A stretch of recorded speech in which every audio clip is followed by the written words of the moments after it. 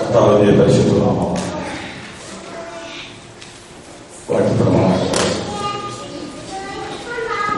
എല്ലാ ബഹുമാന്യ സഹോദരി സഹോദരന്മാർക്കും എല്ലാ ദേവദാസന്മാർക്കും കർത്താവിന്റെ നാമത്തിൽ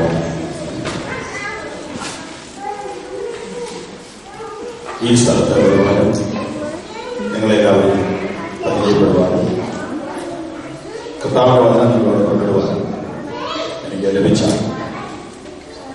വലിയ അവസരത്തിനായി ദൈവത്തെ സ്തുതിക്കുകയും ഇവിടെയുള്ള ഈ കൂട്ടായ്മയ്ക്ക് നേതൃത്വം കൊടുക്കുന്ന പ്രിയ പാസ്റ്റർക്കും മറ്റ് എല്ലാവരോടും നന്ദി പ്രകാശിപ്പിക്കുകയും ചെയ്യും. ഇന്നത്തെ ഈ യോഗം ഞാൻ കൊടുക്കുന്ന ദൈവത്തെ സ്തുതിക്കുന്നു. ദൈവം നമ്മെ അറിയിക്കുന്നത് നമുക്ക് ഇന്ന രാത്രിയിൽ വചനത്തിന് വേണ്ടി ലൂക്കോസിന്റെ സുവിശേഷം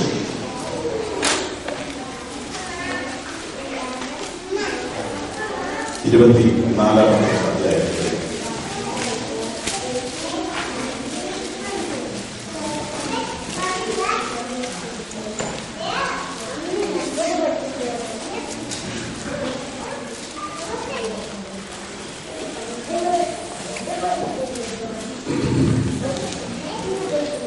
മുതൽ 35 വരെയുള്ള വാക്യങ്ങൾ. അന്ന് തന്നെ അവരിൽ രണ്ടുപേർ യെരൂശലേമിൽ നിന്ന് 7 നാഴിക ദൂരമുള്ള എമ്മൗസ് എന്ന ഗ്രാമത്തിലേക്ക് പോവുകയും ഈ സംഭവിച്ചതിനെ കുറിച്ചൊക്കെയും തമ്മിൽ സംസാരിച്ചുകൊണ്ടിരുന്നു. സംസാരിച്ചും തർക്കിച്ചും കൊണ്ടിരിക്കുമ്പോൾ യേശുദാനും അടുത്തു ചെന്ന് അവരോട് ചേർന്ന് നടന്നു. അവനെ അറിയാതെ വണ്ണം അവരുടെ കണ്ണ് നിരോധിച്ചിരുന്നു. അവൻ അവരോട്, നിങ്ങൾ വഴി നടന്ന് തമ്മിൽ വാദിക്കുന്ന ഈ കാര്യം എന്തെന്ന് ചോദിച്ചു. അവർ വാടിയ മുഖത്തോട് നിന്നു. ക്ലെയോപ്പ എന്നു പേരുള്ളവൻ യെരൂശലേമിലെ പരദേശികളിൽ, നീ മാത്രം ഈ നാളുകളിൽ അവിടെ സംഭവിച്ച കാര്യം അറിയാതിരിക്കുന്നുവോ എന്ന് ഉത്തരം പറഞ്ഞു. ഏതെന്ന് അവൻ അവരോട് ചോദിച്ചതിന് അവർ അവനോട് പറഞ്ഞത്, ദൈവത്തിനും സകല ജനത്തിനും മുൻപാകെ പ്രവൃത്തിയിലും വാക്കിലും ശക്തിയുള്ള പ്രവാചകനായിരുന്ന നസറേയനായ യേശുവിനെ കുറിച്ചുള്ളത് തന്നെ. നമ്മുടെ മഹാപുരോഹിതന്മാരും പ്രമാണികളും അവനെ മരണവിധിക്ക് ഏൽപ്പിച്ചു ക്രൂശിച്ചു. ഞങ്ങളോ അവൻ ഇസ്രായേലിനെ വീണ്ടെടുപ്പാനുള്ളവനെന്ന് ആശിച്ചിരുന്നു. അത്രയുമല്ല, ഇത് സംഭവിച്ചിട്ട് ഇന്ന് 3-ാം നാളാകുന്നു. ഞങ്ങളുടെ കൂട്ടത്തിൽ ചില സ്ത്രീകൾ രാവിലെ കല്ലറയ്ക്ക് പോയി അവന്റെ ശരീരം കാണാതെ മടങ്ങി വന്നു. അവൻ ജീവിച്ചിരിക്കുന്നു എന്ന് പറഞ്ഞ ദൂതന്മാരുടെ ദർശനം കണ്ട് എന്ന് പറഞ്ഞ് ഞങ്ങളെ ഭ്രമിപ്പിച്ചു. ഞങ്ങളുടെ കൂട്ടത്തിൽ ചിലർ കല്ലറയ്ക്കൽ ചെന്ന് സ്ത്രീകൾ പറഞ്ഞതുപോലെ തന്നെ കണ്ട് അവനെ കണ്ടില്ലതായി. അവൻ അവരോട്, അയ്യോ ബുദ്ധിഹീനരെ, പ്രവാചകന്മാർ പറഞ്ഞിരിക്കുന്നതെല്ലാം വിശ്വസിക്കാത്ത മന്ദബുദ്ധികളെ, ക്രിസ്തു ഇങ്ങനെ കഷ്ടം അനുഭവിച്ചിട്ട് തന്റെ മഹത്വത്തിൽ കടക്കേണ്ടതല്ലയോ എന്ന് പറഞ്ഞു. മോശ തുടങ്ങി സകല പ്രവാചകന്മാരിൽ നിന്നും എല്ലാ തിരുവെഴുത്തുകളിലും തന്നെ കുറിച്ചുള്ളത് അവർക്ക് വ്യാഖ്യാനിച്ചു കൊടുത്തു. അവർ പോകുന്ന ഗ്രാമത്തോടടുത്തപ്പോൾ അവൻ മുമ്പോട്ട് പോകുന്ന ഭാവം കാണിച്ചു. അവരോ, ഞങ്ങളോടുകൂടെ പാർക്കുക, നേരം വൈകി അസ്തമിപ്പാറായല്ലോ എന്ന് പറഞ്ഞ് അവനെ നിർബന്ധിച്ചു. അവൻ അവരോടുകൂടെ പാർക്കാൻ ചെന്നു. അവരുമായി ഭക്ഷണത്തിനിരിക്കുമ്പോൾ അവൻ അപ്പമെടുത്ത് അനുഗ്രഹിച്ച് നുറുക്കി അവർക്ക് കൊടുത്തു. ഉടനെ അവരുടെ കണ്ണു തുറന്നു. അവർ അവനെ അറിഞ്ഞു. അവൻ അവർക്ക് അപ്രത്യക്ഷനായി. അവൻ വഴി നമ്മോട് സംസാരിച്ച് തിരുവെഴുത്തുകളെ തെളിയിക്കുമ്പോൾ നമ്മുടെ ഹൃദയം നമ്മുടെ ഉള്ളിൽ കത്തിക്കൊണ്ടിരുന്നില്ലയോ എന്ന് അവർ തമ്മിൽ പറഞ്ഞു. ആ നാഴികയിൽ തന്നെ അവർ യെരൂശലേമിലേക്ക് മടങ്ങിപ്പോന്നു. കർത്താവ് വാസ്തവമായി ഉയർത്തെഴുന്നേറ്റ് ശിമോന് പ്രത്യക്ഷനായി എന്ന് കൂടിയിരുന്ന് പറയുന്ന 11 പേരെയും കൂടിയുള്ളവരെയും കണ്ടു. വഴിയിൽ സംഭവിച്ചതും അവൻ അപ്പം നുറുക്കുകയും തങ്ങൾക്കറിയായി വന്നതും അവർ പറഞ്ഞു. ഞങ്ങളുടെ സ്വർഗീയ പിതാവേ, ഈ സ്ഥലത്ത് അങ്ങയെ ആരാധിക്കുവാനും അങ്ങയുടെ വചനം പ്രസംഗിക്കുവാനും ഒരുങ്ങിയിരിക്കുന്ന ഈ നല്ല കൂട്ടായ്മയ്ക്കായ സ്തോത്രം. പിതാവേ, പല സ്ഥലങ്ങളിൽ നിന്ന് ഇവിടെ വന്നു ചേർന്നിട്ടുള്ള എല്ലാ മക്കൾക്ക് വേണ്ടി പ്രാർത്ഥിക്കുന്നു. വചനം ഗ്രഹിക്കുവാനുള്ള ഒരു ഏകാഗ്രത നൽകണമേ. അന്യ ചിന്തകളിൽ നിന്ന് വിടിവിക്കണമേ. യഥാർത്ഥമായി ദൈവ സാന്നിധ്യം പ്രവർത്തിക്കാൻ ഇന്ന് രാത്രി ഞങ്ങളോട് കൃപ ചെയ്യണമേ. ഈ വായിച്ച വചനത്തിലെ ആ ശിഷ്യന്മാർക്ക് സംഭവിച്ചതുപോലെ യേശുവിന്റെ സാന്നിധ്യത്താൽ വലിയൊരു മാറ്റം ജീവിതത്തിൽ ഉണ്ടാകുവാൻ ഇടയാക്കണമേ. യേശു നാമത്തിൽ തന്നെ. കർത്താവായ യേശു ഉയർത്തെഴുന്നേറ്റ ആ ദിവസം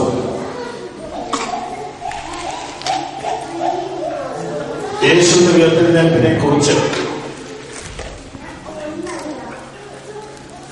അല്പം സംശയത്തോടുകൂടെ അന്യോന്യം തർക്കിച്ചുകൊണ്ട് വീട്ടിലേക്ക് പോയ 2 പേരെ മരിച്ചുപോയ യേശു അനുഗമിക്കുകയാണ്.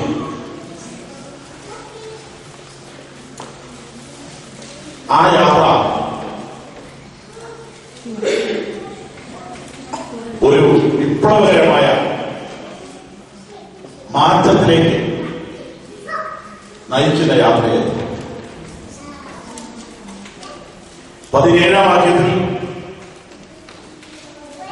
നാം വായിക്കുമ്പോൾ വാടിയ മുഖത്തോടെയാണ് അവർ പോകുന്നത്. മനുഷ്യ ജീവിതത്തിൽ മുഖം വാടുന്നത് എപ്പോഴാണ്? നമ്മുടെ നാട്ടിൽ ചൊല്ലുണ്ട്, മുഖം മനസ്സിന്റെ മിററാണ്, കണ്ണാടിയാണ്. അങ്ങനെയാണ് മുഖം വാടുന്നത് എപ്പോഴാണ്? മനസ്സ് വാടുമ്പോഴാണ്. മനസ്സ് വാടിയ ആ മനുഷ്യനെ പിന്നെ ഒന്നിനും കൊള്ളില്ല. മനസ്സ് തകരുമ്പോഴാണ് ആത്മഹത്യ ചെയ്യുന്നത്. മനസ്സ് തകരുമ്പോഴാണ് മദ്യത്തിന് അടിമപ്പെടും. മനസ്സ് തകരുമ്പോഴാണ് ഡൈവോഴ്സ് ചെയ്യുന്നത്. മനസ്സ് തകരുമ്പോഴാണ് വീട് വിട്ടു പോകണം. തകർന്ന മനസ്സുമായി ആരംഭിച്ച ഒരു യാത്ര വഴിക്ക് വെച്ച ഒരാള് അവരുമായിട്ട് വർത്തമാനം പറഞ്ഞു. അവരുടെ വാട്ടം മാറിയെന്ന് മാത്രമല്ല, 11 കിലോമീറ്റർ കാൽനടയായി പോയ അവർ അന്ന് രാത്രി തന്നെ അതേ 11 കിലോമീറ്റർ തിരിച്ച് വാണിയ മുഖത്തോടെയല്ല, സന്തോഷത്തോടെ പോകാൻ തക്കവണ്ണം അവർ ബലപ്പെട്ടത് അവരുടെ ഫിസിക്കൽ ചേഞ്ച് അല്ല, മാനസികമായി അവർക്കൊരു മാറ്റം വന്നതുകൊണ്ടാണ് അവർക്ക് പോകാൻ സാധിച്ചത്. ഇന്ന് രാത്രിയിൽ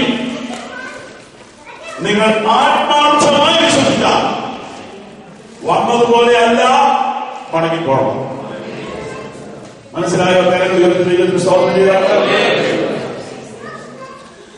യേശുവിന്റെ സാന്നിധ്യം അന്ന് അവരനുഭവിച്ചെങ്കിൽ ഇന്ന് നിങ്ങൾ അനുഭവിക്കും, ഇവിടെ അനുഭവിക്കും. കാരണം യേശു ക്രിസ്തു ഇന്നലെയും ഇന്നും എന്നേക്കും അനന്യൻ തന്നെ. അവനന്ന് വാടിയ മുഖമുള്ളവരെ ബലപ്പെടുത്തിയെങ്കിൽ ഇന്നും അവൻ ബലപ്പെടുത്തും. അന്ന് അവൻ രോഗികളെ സൗഖ്യമാക്കിയെങ്കിൽ ഇന്നും അവൻ രോഗികളെ സൗഖ്യമാക്കും. അന്ന് അവൻ തകർന്നവരെ പണിതെങ്കിൽ ഇന്നും അവൻ പണിയും. അന്ന് അവൻ നിരാശപ്പെട്ടവരെ ധൈര്യപ്പെടുത്തിയെങ്കിൽ ഇന്നും അവൻ ധൈര്യപ്പെടുത്തും. നിങ്ങൾ ഈ യോഗത്തിൽ വന്നത് അത്രയും മനസ്സിലാക്കിയിട്ടായിരിക്കില്ല. ഒരാൾ വിളിച്ചു കൊണ്ടുവന്നു, അറിഞ്ഞു കൊണ്ടുവന്നു. എന്നാൽ നിങ്ങളുടെ ജീവിതത്തിൽ നിങ്ങൾ ഇന്നുവരെ അറിഞ്ഞിട്ടുള്ളതിനേക്കാളും വലിയ ചില സത്യങ്ങളാണ് ഇതിനകത്ത് അറിയാൻ പോകുന്നത്. ഒരു മനുഷ്യൻ ഈ ആയുസിൽ അറിയേണ്ടതിൽ ഏറ്റവും വലിയ സത്യം എന്താണെന്നറിയാമോ? കല്ലറയെ തുറന്ന് ഉയർത്തെഴുന്നേറ്റ യേശു എന്ന യാഥാർത്ഥ്യമാണ് ഈ തലമുറയിൽ മനുഷ്യൻ അറിയേണ്ടത്. ഏറ്റവും വലിയ സത്യം. മരണം എന്ന വിഷയം എന്റെ അതിനപ്പുറത്തേക്കും ഒന്നുമില്ല.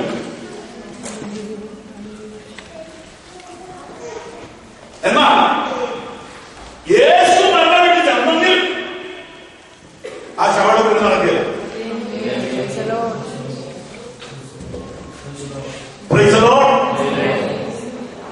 യേശു ഒരു മരണപ്പെട്ട് ചെന്നു, അവിടെ ശവടത്തിൽ നടക്കില്ല. വേറെ മരണപ്പെട്ട് ചെന്നതായിരിക്കും ശവം പോയോ പോയ വഴി യേശു ചെന്നു, ആ ശവടത്തിൽ നടക്കില്ല. വേറൊരു കേസ് ക്ലോസ് ഫ്രണ്ട് ആയിരുന്നു, സെമിത്തേരിയിൽ അടയ്ക്കെങ്കിലും അത് ക്യാൻസൽ ചെയ്തു. ആ യേശു മരിച്ചവരെ ഉയർപ്പിക്കുക മാത്രമല്ല, മരിച്ചവരെ ഉയർപ്പിക്കുക കൊടുത്തു. അതിനേക്കാൾ അത്ഭുതം അവൻ മരണത്തെ വിളിച്ചത് എന്താണെന്നറിയാമോ? ഓർമ്മയുണ്ടോ? മരണത്തെ എന്ത് പേരെ വിളിച്ചത്? ഉറക്കം. അതൊരു പരിഹാസമല്ലേ? മനുഷ്യരെല്ലാം പൊട്ടിക്കരയുന്ന കേസിനെ യേശു ഉറക്കുന്നതാണ്.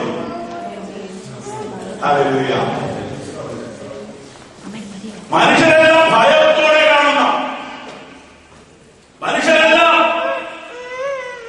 വേദനയോടെ ഓർക്കുന്ന മരണത്തെ യേശു വിളിക്കുന്ന ഉറക്കുന്നത്. എന്താ കാര്യം? ഉറങ്ങുകയാണെങ്കിൽ വരും. അപ്പൊ ഇവനെ ഉണർത്താൻ കഴിയുമെന്ന് ഉറപ്പുള്ളതുകൊണ്ടാണ് യേശു അതിനെ ഉറപ്പെന്ന് വിളിച്ചത്. മരണം മനുഷ്യനെ കുഴയ്ക്കുന്ന വിഷയമാണ്. മരണം മനുഷ്യനെ തകർക്കുന്ന വിഷയമാണ്. മരണം മനുഷ്യനെ പരാജയപ്പെടുത്തുന്ന വിഷയമാണ്. എന്നാൽ യേശു ക്രിസ്തു മരണത്തിൽ നിന്ന് ഉയർത്തെഴുന്നേറ്റു. ഓരോ മനുഷ്യൻ ഈ ആയുസ്സിൽ അറിയേണ്ടതിലേക്കും വലിയ സത്യം ഉയർത്തെഴുന്നേറ്റ യേശു അത്രേ. ഉയർത്തെഴുന്നേറ്റ യേശുവിനെ കുറിച്ചുള്ള ബോധ്യം ഒരു മനുഷ്യന്റെ ഉള്ളിലുണ്ടെങ്കിൽ അവനെ ഒന്നും പേടിക്കാനില്ല, അവനെ ഒന്നിനെ കുറിച്ച് പറയാനില്ല, അവൻ ഒന്നിനെ കുറിച്ച് സങ്കടപ്പെടാനില്ല. അവൻ മരണത്തിന്റെ മേൽ അധികാരമുള്ളവനാണ്. വാഗ്യമുഖത്തോടുകൂടെ യെരൂശലേമിൽ നിന്ന് എമ്മൗസിലേക്ക് പുറപ്പെട്ട ഇവർ 7 നാഴിക നടന്നു എന്ന് എഴുതിയിട്ടുണ്ട്. 11 ഏകദേശം 11 കിലോമീറ്റർ ഉള്ളത്. 11 കിലോമീറ്റർ. 11 കിലോമീറ്റർ നടക്കണ എത്ര സമയം വേണം? നടന്നു നോക്കിയാലേ അറിയാം. കാരണം ഇപ്പൊ നടക്കുന്ന ലോകം 2 മണിക്കൂർ എടുക്കും.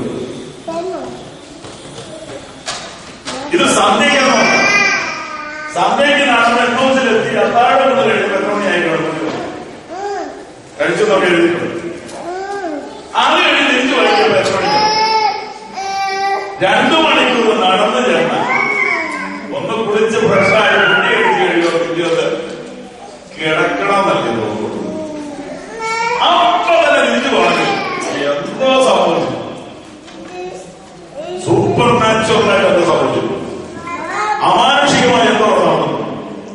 ഭക്ഷണം കൊണ്ട് കിട്ടാത്ത ശക്തി, ഭൗതികത കൊണ്ട് കിട്ടാത്ത പവർ യേശുവിന്റെ വാക്കുകളിൽ നിന്ന് അവർക്ക് കിട്ടി. യേശുവിന്റെ സാന്നിധ്യത്തിൽ നിന്ന് അവർക്ക് കിട്ടി. ഇന്ന് രാത്രി നിങ്ങൾക്ക് ലഭിക്കാൻ പോണത് യേശുവിന്റെ സാന്നിധ്യവും യേശുവിന്റെ വാക്കുകളുമാണ്. അവന്റെ സാന്നിധ്യം ഇവിടെ ഉണ്ടെങ്കിൽ നിങ്ങൾ വന്നതുപോലെ മടങ്ങുകയില്ല. അവന്റെ വചനങ്ങൾക്ക് നിങ്ങൾക്ക് കിട്ടിയാൽ നിങ്ങൾ വന്നതുപോലെ മടങ്ങുകയില്ല. അത് നിങ്ങളെ ബലപ്പെടുത്തും, അത് നിങ്ങളെ ശക്തീകരിക്കും, അത് നിങ്ങളെ ധൈര്യപ്പെടുത്തും, അത് നിങ്ങളെ ഒരു മടക്കയാത്രയ്ക്ക് വരും. എന്തുകൊണ്ടാണ് ഇവർ വാടിയ മുഖത്തോടെ നിന്നത്? വാടിയ മുഖത്തോടെ നിൽക്കാൻ കാരണം ഇവർ സംസാരിച്ച വിഷയം സംബന്ധിച്ചുള്ള ടെൻഷനാണ്. നിങ്ങൾ സൂക്ഷിച്ച ഭാഗം വായിച്ച നിങ്ങൾക്ക് ബൈബിൾ വായിക്കുന്ന ശീലം ഉണ്ടെങ്കിൽ ഈ ഭാഗം ഇന്ന് നാളെ ഒന്ന് വായിക്കും. ഈ ബൈബിൾ വായിക്കണം ആഗ്രഹമുണ്ട്, പക്ഷെ ചെന്ന് എടുക്കുമ്പോഴത്തേനും തിരുവൃത്താന്തോ ലേവ്യായോ കിട്ടും. അതോടെ വായന നിന്ന് പോകും നാളെ നടത്തുള്ളൂ. അപ്പൊ ഒരു കാര്യം ചെയ്യാം, തിരുവൃത്താന്തോ ലേവ്യായോ കിട്ടിയാൽ ആൾക്കാരെ ന്യൂ ടെസ്റ്റ്മെന്റ് വായിക്കും. ഓൾഡ് ടെസ്റ്റ്മെന്റ് വായിക്കണമെന്ന് ഞാൻ പറഞ്ഞത് ശ്രദ്ധിച്ച് കേൾക്കാം. മനസ്സിലാകാത്ത ഭാഗം അവർ വെച്ചിട്ട് മനസ്സിലാകുന്ന ഭാഗം വായിക്കും. ബൈബിൾ പഠിക്കുന്നതിന് തത്വം മനസ്സിലാകുന്ന ഭാഗം പഠിച്ച് തീർന്നിട്ട് മനസ്സിലാകാത്ത ഭാഗം പോകാറുണ്ട്.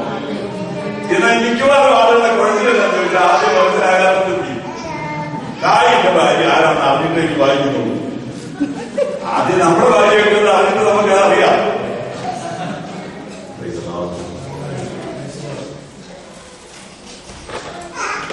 മനസ്സിലാകാത്ത ഏതെങ്കിലും ഒരു കൊച്ചു ഭാഗത്ത് കയറി പിടിച്ച് അവിടെ കിടക്കുക, അതൊന്ന് അറിഞ്ഞിട്ടേക്ക് വായിക്കുന്നു. അങ്ങനെ വാശിപ്പിക്കല്ലേ, ദൈവത്തിനോട് വാശിപ്പിക്കല്ലേ. മനസ്സിലാകുന്ന ഭാഗമുണ്ട് കേട്ടോ, മനസ്സിലാകുന്ന ഭാഗമുണ്ട്. അതെല്ലാം തീർന്നു കഴിഞ്ഞിട്ട് ഇത് മനസ്സിലാകുന്ന ഭാഗം നമുക്ക് ഡിസ്കസ് ചെയ്യാം. മനസ്സിലാക്കാൻ പറ്റും.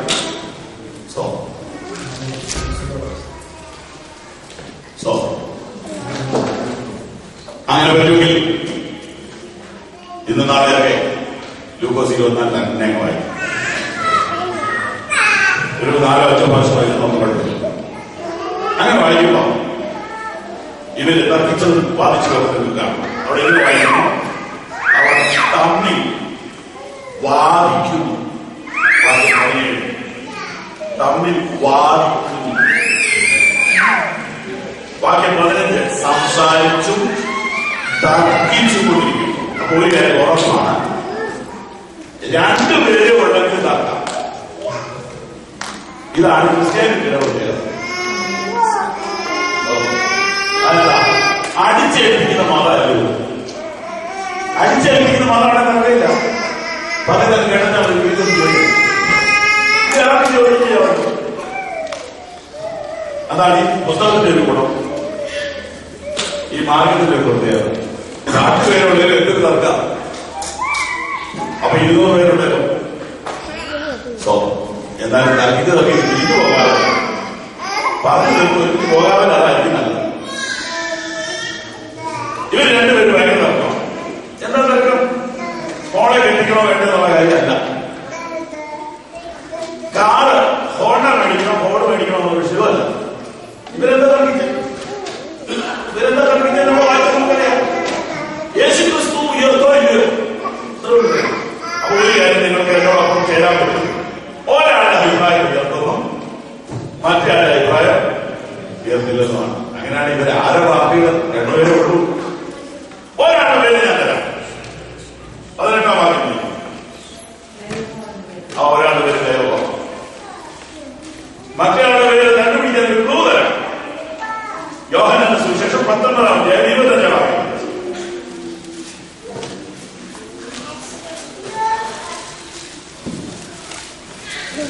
യേശുവിന്റെ ക്രൂശിനരികെ അവന്റെ അമ്മയും അമ്മയുടെ സഹോദരിയും ക്ലെയോപ്പാവിന്റെ ഭാര്യ വാനിയയും മകളക്കാരത്തി മറിയയും നിന്നിരുന്നു. അപ്പൊ ഈ മനുഷ്യന്റെ ഭാര്യ എവിടെ ഉണ്ടായിരുന്നു? ഈ പരിസരത്തൊക്കെ ഉണ്ടായിരുന്നു അല്ലേ? ഉണ്ടെന്ന് മാത്രമല്ല, പുള്ളിക്കാരത്തി വളരെ ഡീപ് ബിലീവറാണ് എനിക്ക് തോന്നുന്നു. കാരണം കുരിശിന്റെ അടുത്ത് പോയി നിൽക്കാൻ തന്നെ കാണിച്ച ആളാണ്. മരിച്ചവരിൽ നിന്ന് ഉയർന്ന ലാഭം പോലും വന്നില്ല കുരിശിന്റെ അടുത്തോളം. പുള്ളിക്ക് പേടിക്കേണ്ട കാര്യമില്ല, കാരണം ഒന്ന് ചവിട്ടി പോയത്. പക്ഷെ പുള്ളി വന്നില്ല. പക്ഷെ ക്ലെയോപ്പാവിന്റെ കാര്യമുണ്ട്. വ്യത്യാസം കണ്ടോ? അന്നും ഇന്നും സഹോദരിമാരാണ് വന്നിരിക്കുന്നത്. അതിന് അവർക്ക് വിഷ്ണു അസൂയ വെച്ചിട്ട് കാര്യം. ഇവിടെയും എന്റെ അഭിപ്രായം, മറിയാമ്മ സഹോദരി പറയുന്നു ഉയർത്തും, ക്ലെയോപ്പാ പറയുന്നു എനിക്കവിടെ ഉറപ്പില്ല, അഭിലാകത്തില്ല. എന്റെ ഈ അഭിപ്രായത്തോട് പറഞ്ഞാൽ മതി. 2 പേരുടെ പറഞ്ഞിട്ടുള്ള ഭാര്യ പറഞ്ഞിട്ടില്ല. ഞാൻ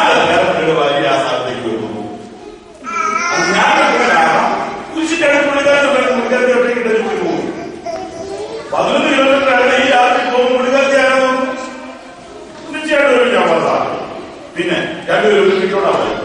കാരണം അവിടെ നമുക്ക് വീട്ടിലോട്ട് പോകാൻ പറഞ്ഞ് വിളിച്ചത് 10,000 വീട്ടിലോട്ട് പോകാൻ പറഞ്ഞാണ്. അല്ല, നമ്മുടെ വീട്ടിലോട്ട് പോകുന്നത്. അപ്പൊ ഒരു വീട്ടിലോട്ടാണ് പോയത്. അപ്പൊ ചേട്ടന് വേണ്ടിയുമല്ല ഭർത്താവാണെന്ന് ഞാൻ വിചാരിക്കുന്നു.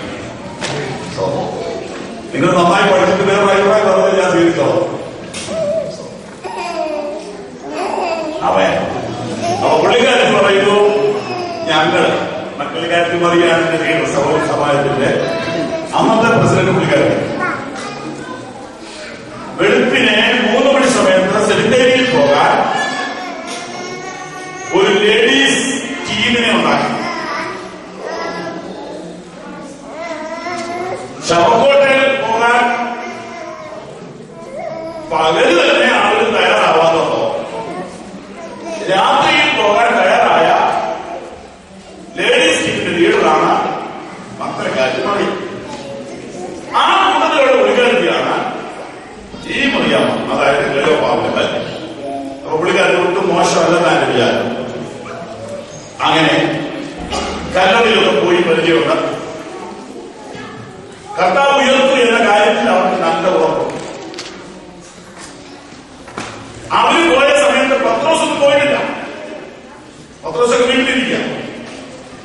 സെമിത്തേരി ചെന്നപ്പോൾ കണ്ടപ്പോൾ ഈ സ്ത്രീകൾ തിരിച്ചോടി വന്ന് പത്രോസിനെ ഒക്കെ വിളിച്ചുകൊണ്ടെന്ന് കാണിക്കുകയായിരുന്നു. വിളിച്ചവിടെ കൊണ്ടില്ല. അവർ കയറിയെല്ലാം നോക്കിയപ്പോ ശരിയാണല്ലോ പറഞ്ഞ പിടിപ്പിക്കും. പക്ഷെ മറിയ പോയില്ല. മറിയ അവിടെ തന്നെ നിന്നു. അങ്ങനെ നിന്ന് പ്രേക്ഷിതാവിന് ദർശനം കിട്ടി. കർത്താവിനെ കണ്ടിട്ടാണ് അവർ വണങ്ങിപ്പോയത്. അത്ര ഭയങ്കര ഉത്സാഹം ആ പാവപ്പെട്ടവർക്ക് ഉണ്ടായിരുന്നു. ആ ജീവിത അംഗമാണ് ഈ മനുഷ്യന്റെ ഭാര്യ എന്നുള്ളതിനാൽ ഞാൻ വിചാരിക്കുന്നു ഈ ട്രിപ്പിൽ പുള്ളിക്കാരത്തെയാണ് സ്ട്രോങ് ആയിട്ട് പറയുന്നത്. ഞങ്ങൾ കണ്ടതാ എന്നിങ്ങനെ പറഞ്ഞുകൊണ്ടിരിക്കും. കുറച്ച് സംഭാഷണം മുന്നോട്ട് പോയപ്പോൾ ക്ലെയോപ്പാവ് പറയുന്നുണ്ട്, വാക്യം 22, ഞങ്ങളുടെ കൂട്ടത്തിൽ ഒന്ന് വായിച്ചത്. ഞങ്ങളുടെ കൂട്ടത്തിൽ ചില സ്ത്രീകൾ രാവിലെ കല്ലറയ്ക്ക് പോയി അവന്റെ ശരീരം കാണാതെ മടങ്ങി വന്നു. അവൻ ജീവിച്ചിരിക്കുന്നു എന്ന് പറഞ്ഞ് ദൂതന്മാരുടെ ദർശനം കണ്ടുവെന്ന് പറഞ്ഞ് ഞങ്ങളെ പ്രേരിപ്പിച്ചു.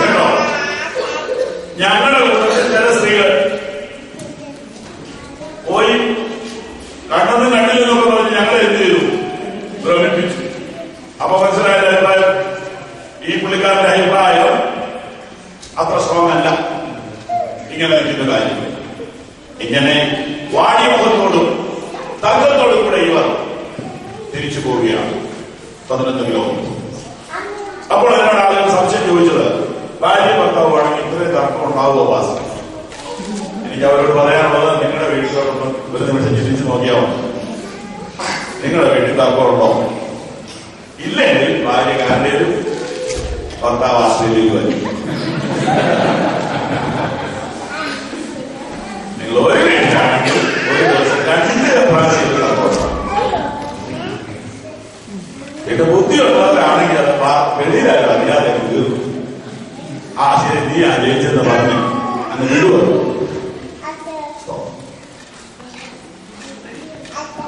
തർക്കം സ്വാതന്ത്ര്യമുള്ളതേ ഉള്ളൂ, സ്നേഹമുള്ളതേ ഉള്ളൂ, വ്യക്തിത്വമുള്ളതേ ഉള്ളൂ. അടിമത്വമുള്ളത് തർക്കമില്ല, സ്വാതന്ത്ര്യമുള്ളത് തർക്കം. വ്യക്തികളെ ബഹുമാനിക്കുന്നത് അഭിപ്രായ സ്വാതന്ത്ര്യം. ആമേൻ.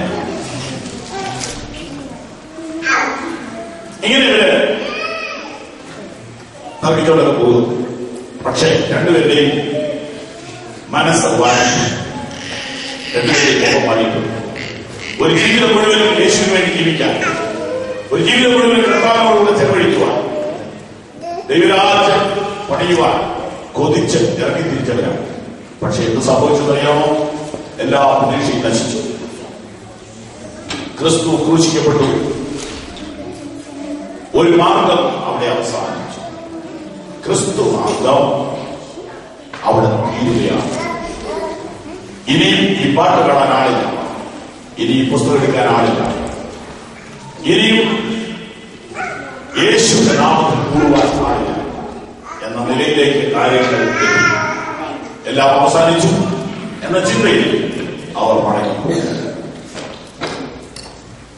ആ സമയത്താണ് അവരാരെ കുറിച്ച് സംസാരിച്ചുവോ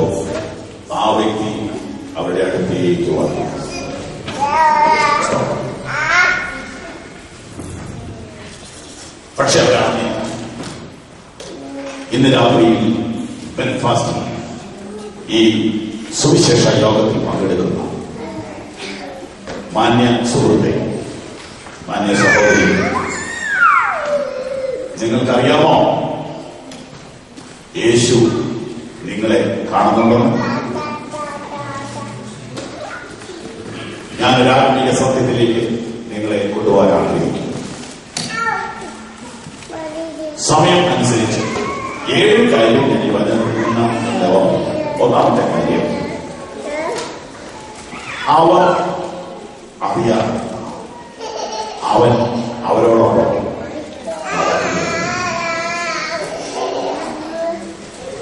എന്ന് പറഞ്ഞാൽ അവരറിയുന്നില്ലെങ്കിലും അവരെ അറിയുന്നു, അവര് കാണുന്നില്ലെങ്കിലും അവരെ കാണുന്നു, അവര് മനസ്സുകൊണ്ട് പിന്മാറിയെങ്കിലും അവനവരെ വിട്ടു പിന്മാറിയിരിക്കുന്നു. ഇന്നിവിടെ വന്നിരിക്കുന്ന സകല സഹോദരി സഹോദരന്മാർ ഓർക്കണം, നാം അറിയുന്നില്ലതേ ഉള്ളൂ അവൻ നമ്മെ അറിയുന്നു, നാം കാണുന്നില്ലതേ ഉള്ളൂ അവൻ നമ്മെ കാണുന്നു, നാം മനസ്സിലാക്കുന്നില്ലതേ ഉള്ളൂ അവൻ നമ്മെ മനസ്സിലാക്കുന്നു, നാം അവിശ്വസിക്കുന്നെങ്കിലും അവൻ നമ്മെ അവിശ്വസിക്കുന്നില്ല, നാം പിന്മാറുന്നെങ്കിലും അവൻ നമ്മളെ വിട്ട് പിന്മാറുന്നില്ല, നാം യഥാർത്ഥത്തിലേക്ക് മടങ്ങി വരുന്നതുവരെയും അവൻ നമ്മുടെ പുറകെ നടക്കുകയാണ്. അവൻ എപ്പോഴാണ് വിട്ടുപോയെന്ന് അറിയാമോ? അവരുടെ ഉള്ളിൽ വിശ്വാസം കത്താൻ തുടങ്ങി. അവരുടെ ഉള്ളിൽ വിശ്വാസം കത്താൻ തുടങ്ങിയപ്പോൾ ഇനി അവർ തിരിച്ചു പോകുകയില്ല എന്ന് ഉറപ്പുവന്നപ്പോഴാണ് യേശു തിരിച്ചു പോയത്.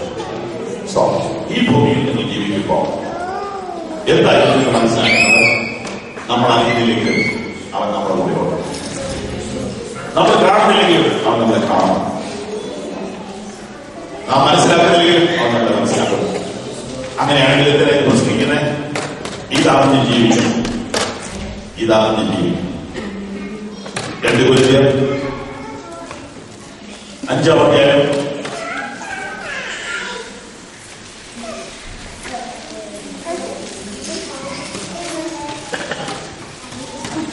10-ാം വാക്യം.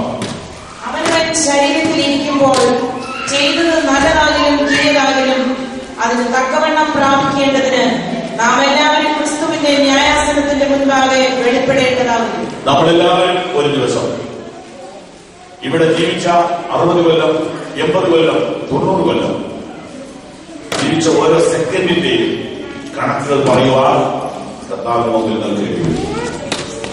നിങ്ങൾ ഏത് സമുദായത്തിൽ ജീവിച്ചാലും, ഏത് രാജ്യത്ത് ജീവിച്ചാലും, ഏത് വീട്ടിൽ ജീവിച്ചാലും, ഏത് ഭാഷ സംസാരിച്ചാലും, നിങ്ങൾ ക്രിസ്തുവിന്റെ ന്യായാസനത്തിന്റെ മുന്നിൽ നിങ്ങളുടെ ലൈഫിന്റെ കണക്ക് രേഖപ്പെടുത്തുവാൻ, ബോധിപ്പിക്കുവാൻ വരേണ്ടി വരും. അതിൽ ഓരോ സെക്കൻഡിന്റെയും കണക്ക് നിങ്ങൾ പറയേണ്ടി വരും. ഈ രാജ്യത്ത് ജീവിക്കുന്ന ഒരാൾക്ക് ഒളിച്ചു നടക്കാൻ പറ്റത്തില്ല. നിങ്ങൾ ഒരു ദിവസം പുറത്തിറങ്ങി തിരിച്ചു വീട്ടിൽ വരുമ്പോഴേക്കും ഒരു 10 ക്യാമറയിലൂടെ നിങ്ങൾ കടന്നു പോയിരിക്കും. പറഞ്ഞ പക്ഷം 10 ഇത് ഞാൻ പുറത്ത് എത്രയിട്ട് ഇറങ്ങി.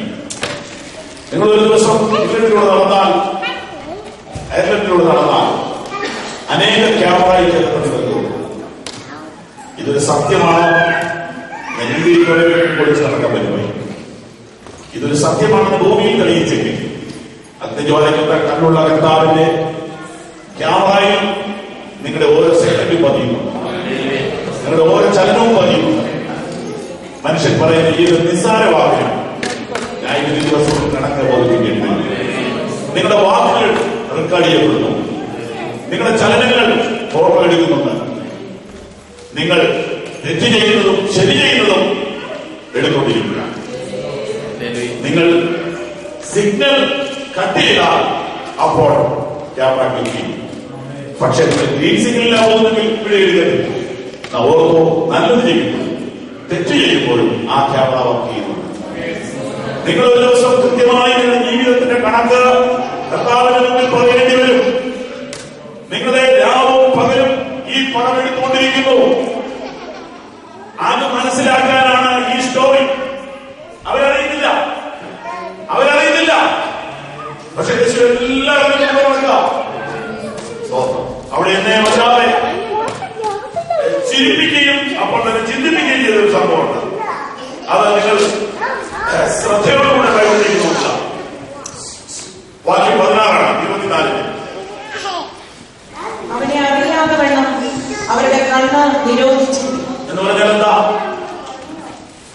യേശു ആണെന്ന് അവരെ അറിയാതിരിക്കാനുള്ള എന്തോ ടെക്നിക്ക് ദൈവം നമ്മളെ ചെയ്തു.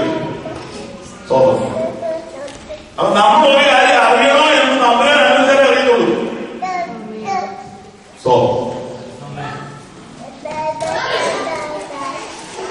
അവരുടെ കണ്ണ് നിരോധിച്ചു. അവരവരെ മനസ്സിലായില്ല. ഞാനിങ്ങനെ തിരിച്ചിരിച്ചു. വന്ന വഴി യേശുവാണ് മനസ്സിലായിരുന്നല്ലോ. പിന്നെ തർക്കിക്കോ? പിന്നെ എന്നാ പറയും? Sorry amen praise the Lord എന്ന് പറയും. അത് കേൾക്കണ്ടെന്ന് ഓർത്താ ഇത് അറിയിക്കാറില്ല. കർത്താവിന്റെ സന്നിധികളൊക്കെ വരും, പള്ളികളൊക്കെ വരുമ്പോൾ നമുക്കുണ്ടല്ലോ ഒരു ഭാഷ, അന്യ ഭാഷ. അല്ലാതെ നാം പറയുന്നത് എപ്പോഴും പറയാവുന്നതാണോ? നാം ചിന്തിക്കുന്നത് ഒരു പടത്തിൽ വരികയാണെങ്കിലോ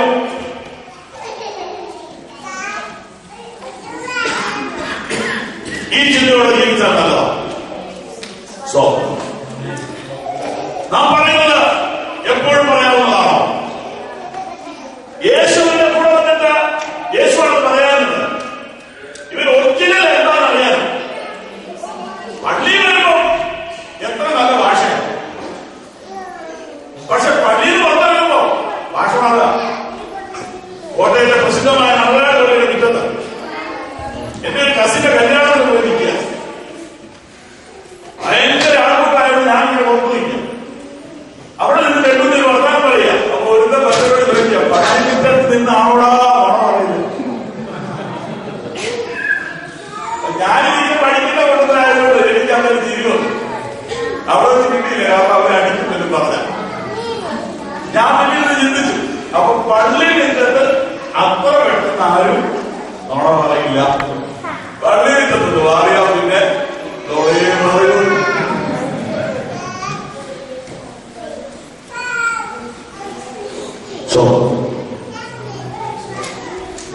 അതൊന്നും തിരുത്താനാ യേശു പിന്നാതെ പറയുന്നത്.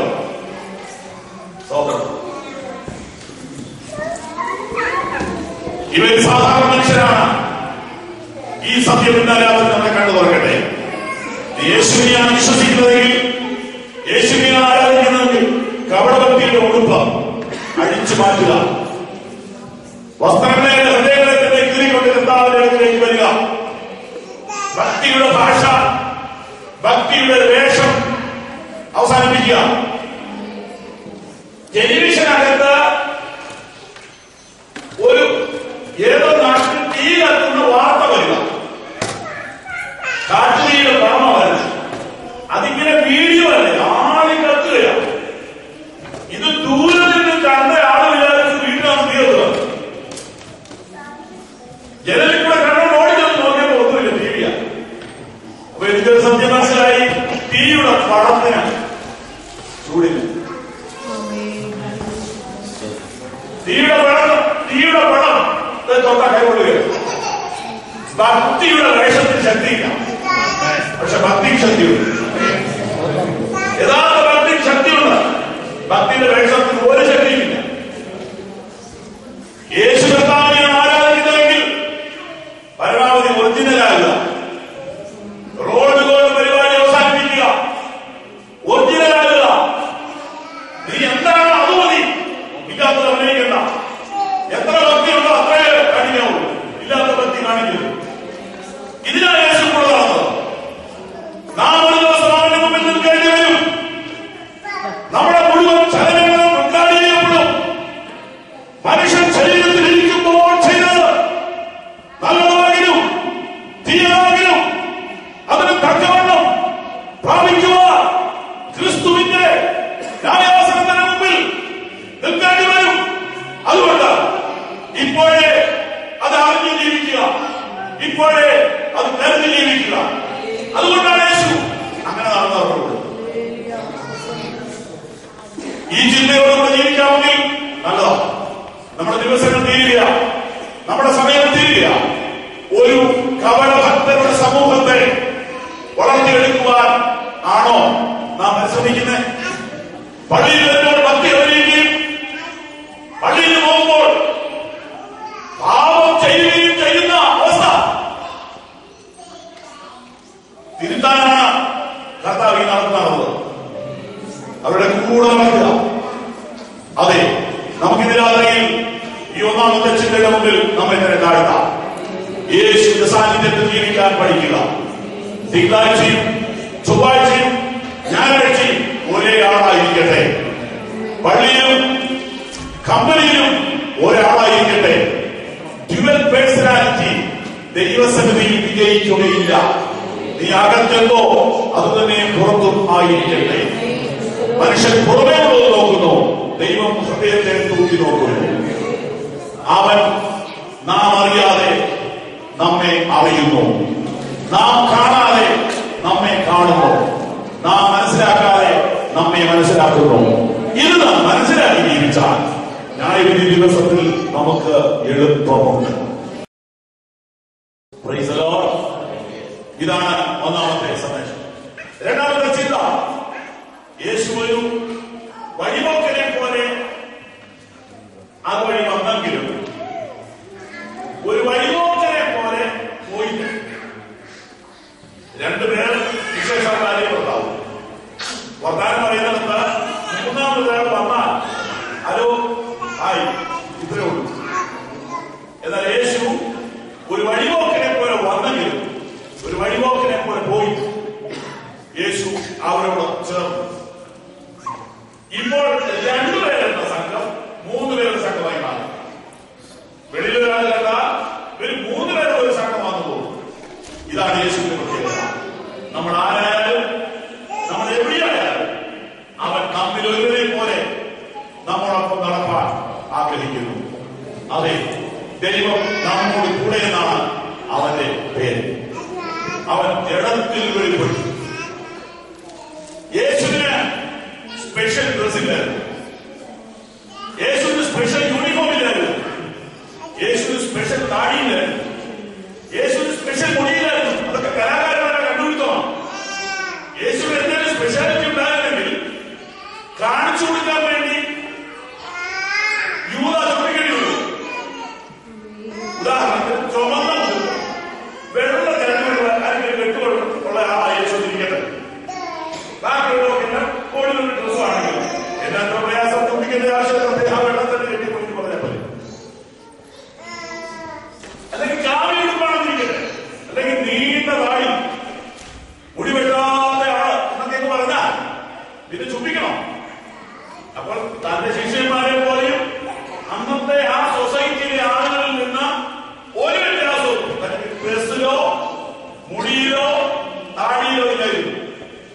അതൊക്കെ പിന്നീട് വന്നതാ. അത് യഹൂദന്മാരുടെ ഉണ്ടായിരുന്നു. മഹാപുരോഹിതന് താടി വേണം. തലയിൽ നിന്ന് ഒഴുകുന്ന തൈലം താടിയെ കൂടെ ഒഴുകി ഉടുപ്പിന്റെ അറ്റം വരെ ഒഴുകുമെന്ന് പറയുമ്പോൾ ആളുടെ വേഷം നമുക്ക് പിടികിട്ടി. പക്ഷെ യേശുവിന് അങ്ങനെയില്ലായിരുന്നു. യേശു സാധാരണക്കാരുടെ ഡ്രസ്സ് ധരിക്കുന്നവനായിരുന്നു. യേശു സാധാരണക്കാരുടെ കൂടെ നടന്നാൽ തിരിച്ചറിയുകയില്ലായിരുന്നു. അതുകൊണ്ടാണ് യൂദ ഞാൻ ചുംബിക്കുന്ന ആളെ കുറിച്ചോളാൻ പറഞ്ഞു. അപ്പം തിരിച്ചറിയാൻ മേലാതെ വേണം ജനങ്ങളോട് ഇടപഴകുന്നവനായിരുന്നു കർത്താവ്. അവൻ രണ്ടുപേരുള്ള സംഘത്തിലേക്ക് ഇടുങ്ങിച്ചേർന്നു. ഇപ്പൊ മൂന്നുപേരുടെ സംഘമാണിത്, രണ്ടുപേരുടെ സംഘമല്ല. ഒരു ഗുഡ് ന്യൂസ് പറയാം. ഭാര്യയും ഭർത്താവും ഒരുമിച്ച് കുടുംബജീവിതം ആരംഭിക്കുമ്പോ യേശുവിനെ അതിലേക്ക് ചേർത്താൽ അതൊരു മുപ്പിരിച്ചരടായി മാറും. സദൃശവാക്യം പറയുന്നു, മുപ്പിരിച്ചരട് വേഗത്തിൽ അറ്റുപോകയില്ല. എന്തുകൊണ്ടാ പലതും അറ്റുപോണത്? 5 കൊല്ലമായപ്പോൾ അറ്റുപോയി, 3 കൊല്ലമായപ്പോൾ അറ്റുപോയി, 10 കൊല്ലമായപ്പോൾ തകർന്നുപോയി. 2 ചരടേ ഉള്ളൂ. മൂന്നാമത്തെ ചരടും കൂടെ ചേർത്ത് പിരിച്ചാൽ അതിനെ പൊട്ടിക്കാൻ ഒരു ശക്തിക്കും കഴിയുകയില്ല. അതിനെ പൊട്ടിക്കാൻ ഒരു മന്ത്രവാദത്തിനും കഴിയുകയില്ല.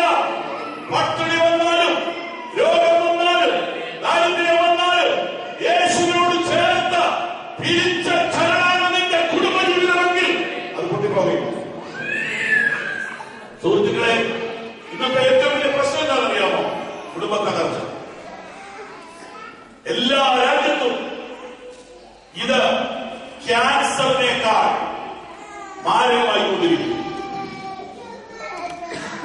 വളരെ ചെറിയ കാര്യം മതി കുടുംബ ബന്ധങ്ങൾ തകരാൻ.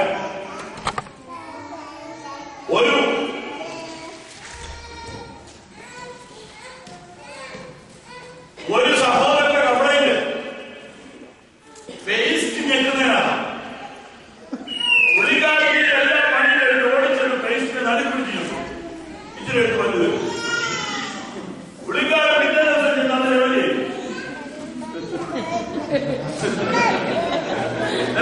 കറക്റ്റായി എടുക്കും.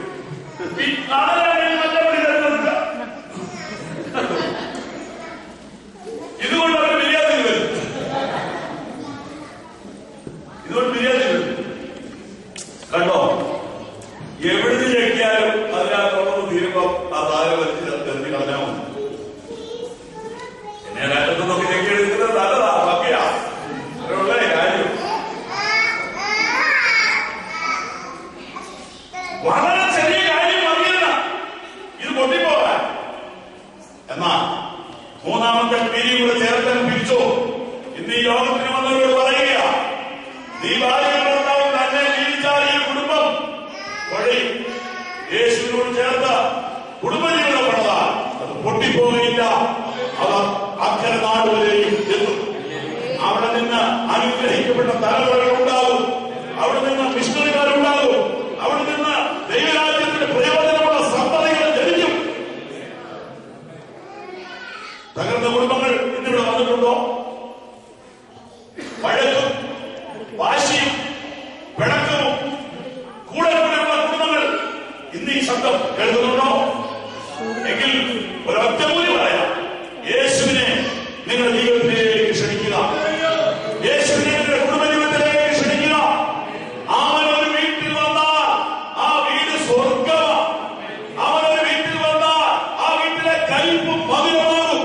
അവനൊരു വീട്ടിൽ വന്നാൽ അവിടുത്തെ രോഗം സൗഖ്യമാകും. അവനൊരു വീട്ടിൽ വന്നാൽ അവിടുത്തെ ദാരിദ്ര്യം സമൃദ്ധിയായി മാറും. രണ്ടുപേരായിട്ട് ആരംഭിച്ച ഈ യാത്ര ഇപ്പൊ 3 പേരായിട്ട് തുടരും.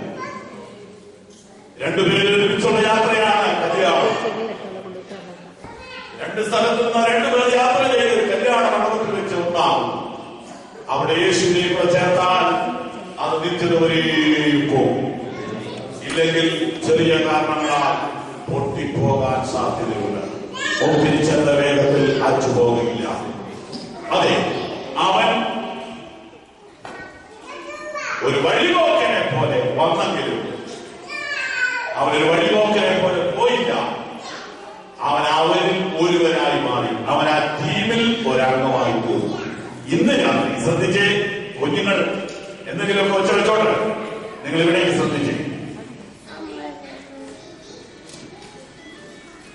അവനൊരു വഴിപോക്കനെ പോലെ വന്നെങ്കിലും അവൻ ആ ഫാമിലി മെമ്പറായി പോകും.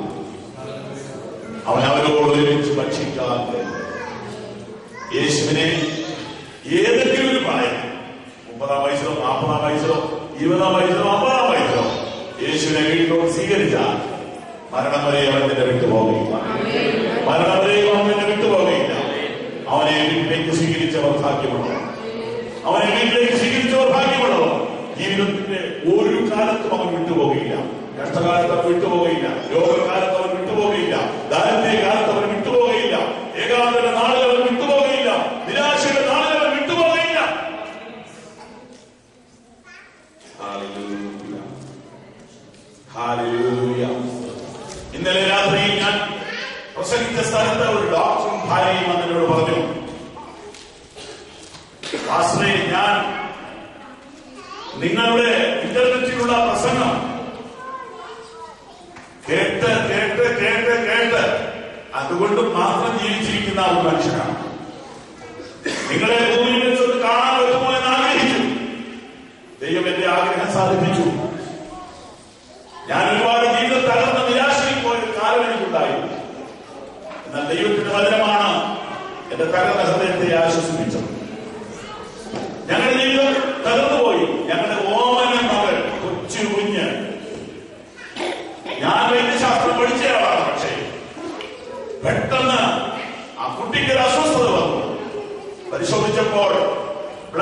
ക്യാൻസർ.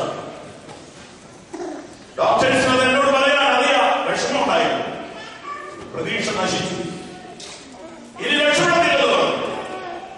ഒരു ഡോക്ടർക്ക് അറിയാം ഇതിന് ഇനി എന്ത് ചികിത്സയാവുമായിരുന്നു. അപ്പോഴാണ് ഒരു പ്രാർത്ഥനാലയം കണ്ടുപിടിച്ചത്. അപ്പോഴാണ് ദൈവത്തിന് കേൾക്കാൻ അവസരം കിട്ടിയത്. ആ രോഗം കിടക്കിയ ദൈവം മാറ്റി തിരിച്ചു. ഒരു സത്യം ഞാൻ നിങ്ങളോട് പറയാം, യേശുവിനെ എത്രയും വേഗത്തിൽ നിന്റെ വീട്ടിലേക്ക് ക്ഷണിച്ചോ. കഷ്ടകാലത്ത് അവൻ വിട്ടുപോകുകയില്ല. കഷ്ടകാലത്ത് അവൻ വിട്ടുപോകുകയില്ല. ദൈവം നമ്മുടെ സങ്കേതവും ബലവുമാകുന്നു. കഷ്ടകാലങ്ങൾ ഏറ്റവും അടുത്ത തുണയാകുന്നു.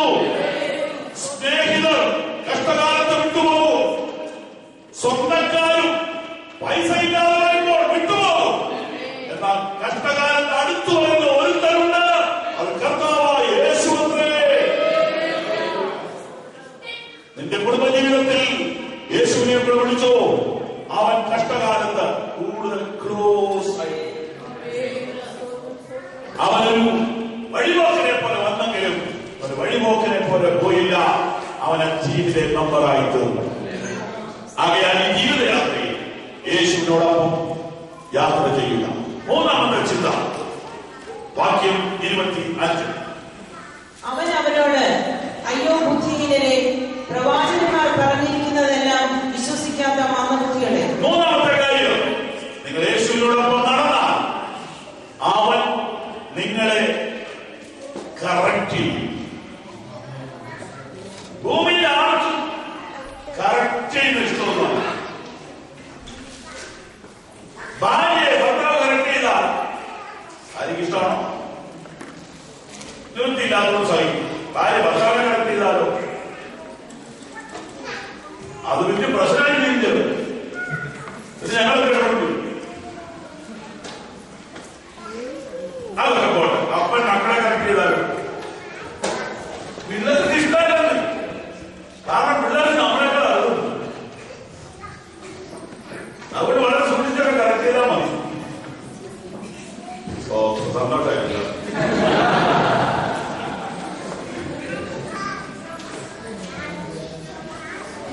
ഈ തലമുറയിൽ ജീവിക്കുന്ന പിള്ളേര് വളരെ കാര്യങ്ങൾ നമ്മളെക്കാൾ അറിവുള്ളത്. അവരോടൊന്ന് ചോദിച്ചാൽ വിശദീകരിച്ചാൽ പറയുന്നത്. അപ്പൊ അവരെ കറക്റ്റ് ചെയ്യുന്നവർക്ക് ഇഷ്ടമല്ല എന്നൊക്കെ പോക കേട്ടാ.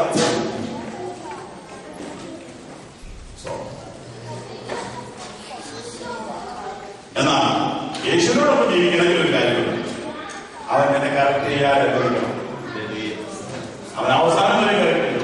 ഞാൻ സീനിയറാണ്, ഞാൻ പാസ്റ്ററാണ്, ഞാൻ 30 കൊല്ലമായി പ്രസംഗിക്കുന്നു എന്ന് പറഞ്ഞിട്ട് കാര്യമില്ല.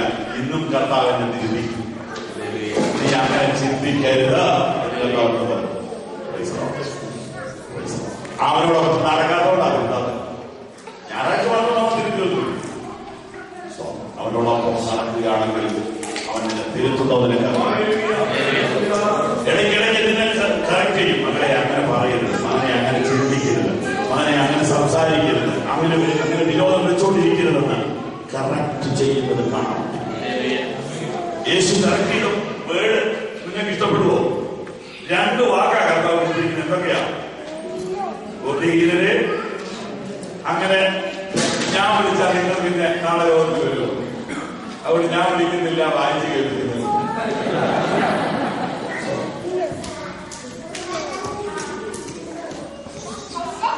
പക്ഷെ യേശു കഠിന പദങ്ങൾ ഉപയോഗിക്കുമെന്ന് അവിടെ കാണുന്നില്ലേ? അങ്ങനെയൊക്കെ ഒരാളെ ഹത്യ ചെയ്ത് പറയാവോ? പഴയമാക്കി നിയമം വന്നിരിക്കാൻ കർത്താവ് പറയുന്നു. കർത്താവാകണം അവൻ ഹത്യ ചെയ്തിരുന്നു. പക്ഷേ അവൻ മുറിക്കുകയും അവൻ ആരെങ്കിലും ഹത്യ ചെയ്തിട്ടുണ്ടെങ്കിൽ അവൻ അവരെ എല്ലാം ആശ്വസിക്കും. അവൻ ആരെങ്കിലും ഹത്യ ചെയ്തിട്ടുണ്ടെങ്കിൽ അവരൊക്കെ അവൻ ആശ്വസിപ്പിച്ചിട്ടുണ്ട്. അവന്റെ കൈകൾ മുറിക്കുന്ന കൈയാണെങ്കിൽ അത് പൊറുപ്പിക്കുന്ന കൈയുമാണ്, അത് സൗഖ്യമാക്കുന്ന കൈയാണ്, അത് തട്ടുന്ന കൈ മാത്രമല്ല, തലോടുന്ന കൈ കൂടി. അത് വാൺ ചെയ്യുന്ന കൈ മാത്രമല്ല, അത് ആശ്ലേഷിക്കുന്ന കൈ കൂടി.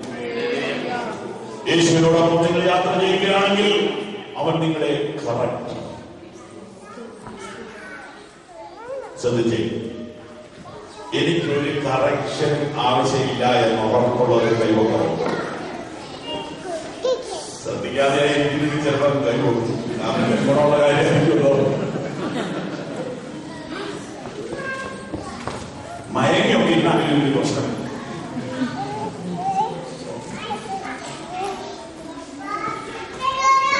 എനിക്കൊരു കറക്ഷനും ആവശ്യമില്ല എന്ന് ഉറപ്പുള്ള ഒരു കാലഘട്ടമാണ്. കർത്തൃമേശയിൽ ഒരു പ്രോഗ്രാമുണ്ട് ദൈവസഭയിൽ. അവിടുത്തെ പ്രധാന കാര്യം എന്താണെന്നറിയോ? തന്നെത്താൻ കാണുക. ഈ ഭൂമിയിലെ ഒരു സ്കാനിങ്ങിനേക്കാളും പവർഫുൾ ആണ് കർത്തൃമേശ. നിന്നെ തന്നെ കാണേണ്ട സമയമാണ്.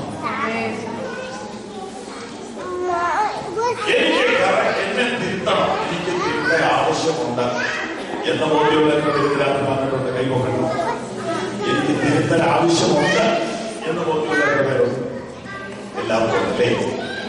കാരണം തിരുത്തൽ ആവശ്യമില്ലെന്നാരും കൈകൊണ്ടില്ല. അപ്പൊ പിന്നെ തിരുത്തൽ ആവശ്യമുണ്ട് എന്ന് പറയുന്നതിന് ഇനി കൈകൊപ്പിക്കുന്നുണ്ടോ? അങ്ങനെ ഉണ്ടെങ്കിൽ ഇന്ന് രാത്രി അവിടെ ഉള്ളവർ കർത്താവേ എന്നെ തിരുത്തണം. ഇന്ന് രാത്രി ഇവിടെ വന്നതാണ് എന്നെ എൻകറേജ് ചെയ്യണമെന്ന് മാത്രം പറയാതെ ഈ സുവിശേഷ യോഗത്തിന് പോണത് ബ്ലെസ്സിങ് മാത്രം കേട്ടാൽ മതിയോ? തിരുത്തൽ വേണ്ടേ? ഞാൻ ചോദിക്കും. ബൈബിൾ തിരുത്തലുമില്ലേ? ബൈബിൾ ഞാൻ നിങ്ങളോട് ഒരു സുവിശേഷത്തിൽ വിനയത്തോടെ പറയും, നീ എന്നെ ആഗ്രഹിക്കണമെന്ന് പറഞ്ഞു ഇന്നേക്കാൾ കൂടുതൽ പറയാം. തിരുത്തണേ. ത്തിലുള്ള മാർഗം എന്നിലുണ്ടോ എന്ന് നോക്കി ശാശ്വത മാർഗത്തിൽ നടത്തണമേ. അങ്ങനെയാണെങ്കിൽ രാത്രി സിൻസിയറായിട്ട് പ്രാർത്ഥിക്കാവോ? എന്റെ കർത്താവ് എന്നെ തിരുത്തണം. നമ്മൾ പെർഫെക്റ്റ് അല്ലല്ലോ. കർത്താവിനെ സ്വീകരിച്ചു, ശരി, ഓക്കെ. കർത്താവിനെ അനുകരിച്ചു, ഓക്കെ. പക്ഷേ ആ തിരുത്തൽ ആവശ്യമുള്ള ലോകത്തിലെ ജീവിക്കും. നമ്മുടെ ചിന്തയിൽ തെറ്റുകൾ വരുന്നില്ലേ? നമ്മുടെ കൊടുക്കൽവാക്കുകളിൽ തെറ്റുകൾ വരുന്നില്ലേ? നമ്മുടെ സംഭാഷണത്തിൽ തെറ്റുകൾ വരുന്നില്ലേ? സഹോദരനോട് നിസ്സാര എന്ന് പറഞ്ഞാൽ അഗ്നി നരകത്തിന് യോഗ്യനാണ്. മറ്റൊരുത്തനെ വിധിച്ചാൽ നീ വിധിക്കപ്പെടും. അപ്പൊ ഇതെല്ലാം കൂടെ വെച്ച് നോക്കി എന്റെ ദൈവമേ എന്നെ തിരുത്തണമെന്ന് എല്ലാ ദിവസവും പറയേണ്ടതല്ലേ? എല്ലാ ദിവസവും പ്രാർത്ഥിക്കണം. ഇവിടുന്ന് പോകുമ്പോൾ ഇവിടെ ഇരുന്ന് പ്രാർത്ഥിക്കണം. എന്റെ പൊന്നു കർത്താവേ എന്നെ കർത്താവ് ഒരു തിരുത്തൽ തന്നാൽ എനിക്ക് ഒരു അനുഗ്രഹത്തെ തന്നു.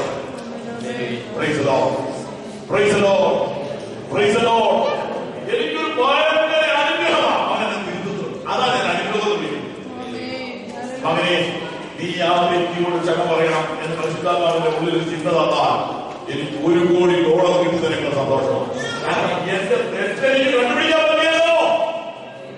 2011 ഏതെങ്കിലും കാര്യത്തിൽ തിരുത്തിയോ ദൈവത്തെ? മറ്റുള്ളവരെ തിരുത്താൻ പറ്റേ? നീ നിന്നെ തിരുത്തുവാൻ രാത്രി ഏൽപ്പിച്ചു.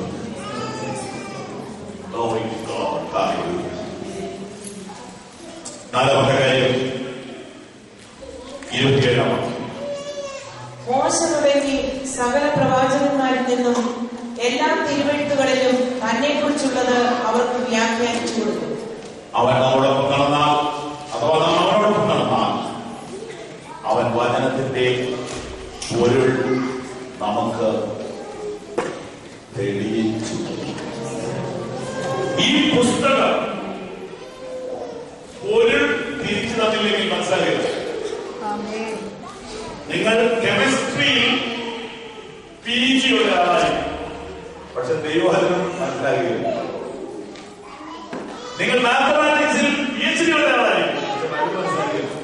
മാത്തമാറ്റിക്സിൽ PhD ഒരാളായിരുന്നു. എത്യോപ്യയിലെ ധനകാര്യമന്ത്രി. എത്യോപ്യയിലെ ധനകാര്യമന്ത്രി മാത്തമാറ്റിക്സ് അറിയാത്ത ആളായിരിക്കില്ല. പക്ഷെ വേദോസമായി ഒന്നും മനസ്സിലായില്ല. അവരുടെ ഒരു മനസ്സിലാക്കുന്നു, ഒരു തിരിച്ചറിഞ്ഞു.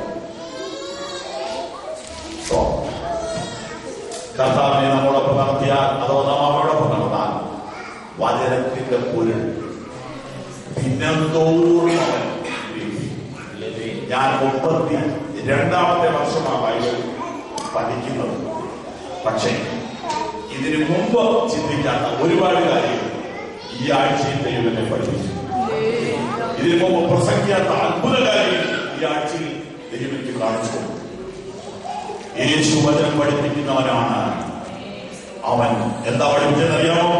നിങ്ങളുടെ ബൈബിളിൽ നിന്ന് നന്നായി ശ്രദ്ധിച്ച് യേശു ഏത് ബുക്കിന്നാ പഠിപ്പിച്ചത് എന്ന് പറയാമോ? 27ാം വാക്യത്തിന്റെ ഏത് ബുക്കിന്നാ പഠിപ്പിച്ചത്? മോശത്തെ പറഞ്ഞ അങ്ങനെ ബുക്കില്ലല്ലോ. അപ്പൊ ഏത് ബുക്കാ? 5 പുസ്തകങ്ങൾ. ഓൾഡ് ടെസ്റ്റ്മെന്റ് എന്നല്ല, മോശയുടെ ബുക്ക് എന്ന് പറയാവുന്ന ഉൽപ്പത്തി, പുറപ്പാട്, ലേവ്യ, സംഖ്യ, ഈ 5 ബുക്കിനാണ് യേശു ആദ്യ ക്ലാസ്സുണ്ട്.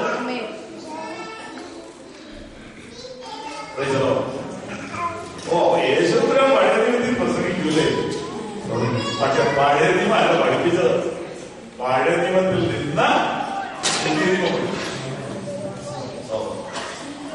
ദാവീദിന്റെ കഥയും ഗോലിയാത്തിന്റെ കഥയും ഏലിയാവിന്റെ കഥയൊന്നും പഠിപ്പിക്കുകയല്ല.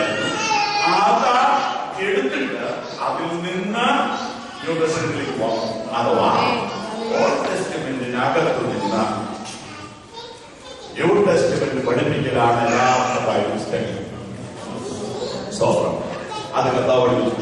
ഉൽപ്പത്തി മുതൽ മലാഖി വരെ നടന്ന ക്ലാസ്. സ്തോത്രം. ഓ, 2 പേരെ ഉള്ളിൽ യേശു ക്ലാസ് എടുക്കുന്നുണ്ടോ? പക്ഷെ സാധാരണ ഞങ്ങളുടെ വിളിച്ച് അങ്ങനെ കിട്ടുമോ?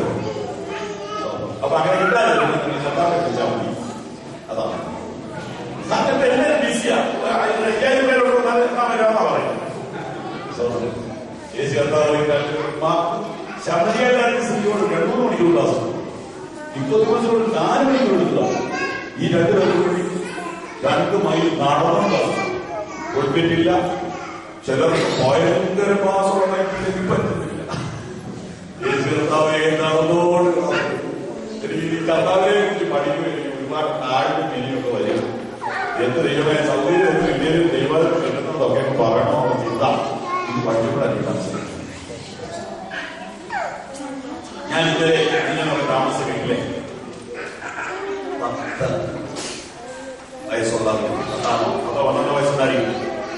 ആ കുട്ടി ഞാൻ 3-4 ദിവസം ആയപ്പോഴത്തേനും അവന്റെ നാടുകൾ പറഞ്ഞു, എനിക്ക് ഒരു അപ്പൂരിന്റെ ഒന്ന് മേടിച്ചു തരാമോ? പാസ്പോർട്ട് കേട്ടോ. പിള്ളേരൊക്കെ ഒരുപാട് അഡ്വാൻസ് മനസ്സിലായി. ചുമ്മാ വർത്താനം പറഞ്ഞാൽ പോലെന്നോ മോനെ എന്നോട് ചേട്ടോ അതുപോലെ പാസ്പോർട്ടിനോട് എനിക്ക് അപ്പോയിന്റ്മെന്റ് മേടിച്ചു തരാമോ? കാരണം ചർച്ചിലെ 10 അപ്പോയിന്റ്മെന്റ് മേടിക്കാം. ഞാൻ പറഞ്ഞു സ്കൂളിൽ വിട്ട് വരുന്ന ടൈം എത്രയാണ്? 4 മണി. ചായ കുടിക്കാൻ എത്ര സമയം എടുക്കും? 1/2 മണിക്കൂർ. കുളിക്കാനോ 15 മിനിറ്റ്. ഓക്കെ, 5:30 to 6:30 നിനക്കാണ്.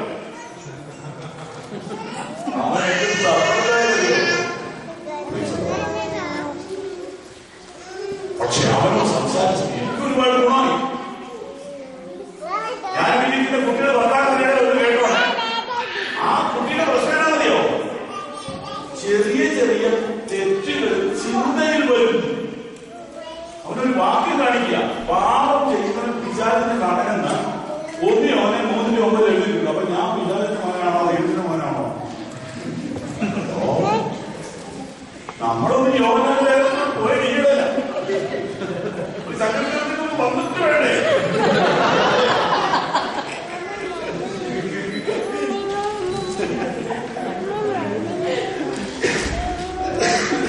സത്യമായിട്ടോ ആ കൊച്ചിനോട് വർത്താനം പറഞ്ഞത് എനിക്ക് ഭയങ്കര അനുഗ്രഹമില്ല. അപ്പൊ അവനെ പറഞ്ഞു മനസ്സിലാക്കാൻ എന്ത് ഉദാഹരണങ്ങളൊന്നും എഴുതുന്നില്ല. ഉടനെ ഞാൻ അവനൊരു ഹോംവർക്ക് കൊടുക്കും. Who is our God? എനിക്ക് എഴുതാൻ പോകും. 10 പോയിന്റ് എഴുതി കാണിക്കാം. അവനാദ്യം മനസ്സിലായോ? നമ്മൾ ഈ ബൈബിൾ വായിച്ചിട്ട് നമ്മുടെ ദൈവത്തെ നിനക്ക് കിട്ടുന്ന 10 പോയിന്റ് എഴുതുക. നമ്മുടെ ദൈവം പോലീസിനെ പറയാം. ഞാൻ ഉദാഹരണം പറഞ്ഞു. പോലീസിന് ജോലിയില്ല. നല്ല ചെയ്യുന്നവരെ അഭിനന്ദിക്കലാണ്. അല്ല, തെറ്റ് ചെയ്യുന്നവരെ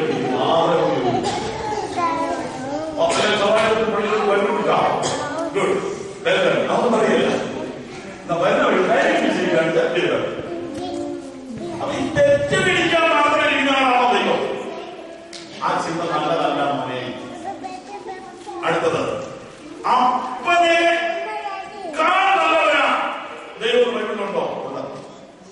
ദോഷികളായ നിങ്ങളുടെ മക്കൾക്ക് നല്ലത് കൊടുക്കാൻ അറിയില്ലെങ്കിൽ ദോഷം ചെയ്യാത്ത സ്വർഗത്തിലെ അവൻ എത്ര നന്മ ചെയ്യും. അപ്പൊ ഇങ്ങനെ ഒന്നിനിടത്ത് ഞാൻ പറഞ്ഞു, ഒരു 8 പോയിന്റായി ഞാൻ ഇവിടെ വന്നിരിക്കും 10 അവർക്ക് കൊടുത്തിരിക്കുന്നു. ഒടുവിലുള്ള എഴുതിയിട്ട് കുഴപ്പമില്ല.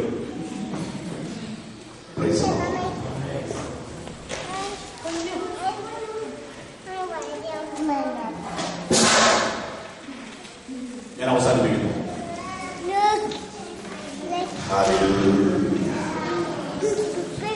കർത്താവ് വചനം പഠിപ്പിച്ചാൽ എത്ര മനോഹരം. ഇന്ന് രാത്രി പറയാം, കർത്താവേ നിന്റെ വചനത്തിലെ അത്ഭുതങ്ങളെ എനിക്ക് കാണിച്ചു തരണം. ഒരുപാട് ആളൊന്നും വേണ്ട.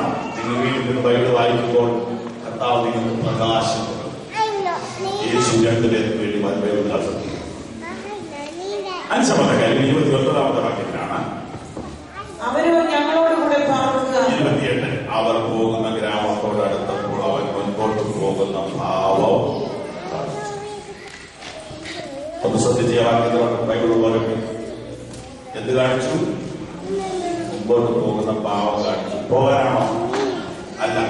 പിന്നെ അതിൽ നമ്മൾ മലയാളത്തിൽ പറയുന്നത് ആശയം.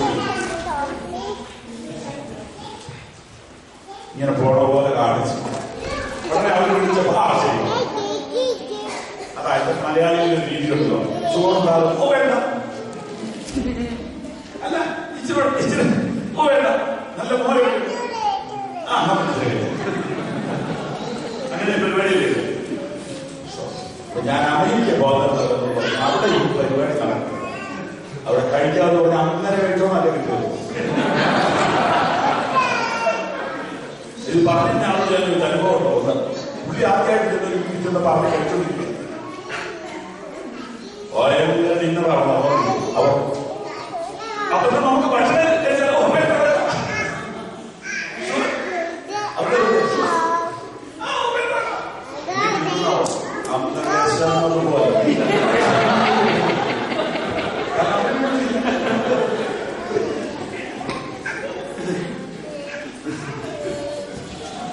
മുമ്പോട്ട് പോകുന്ന പാവം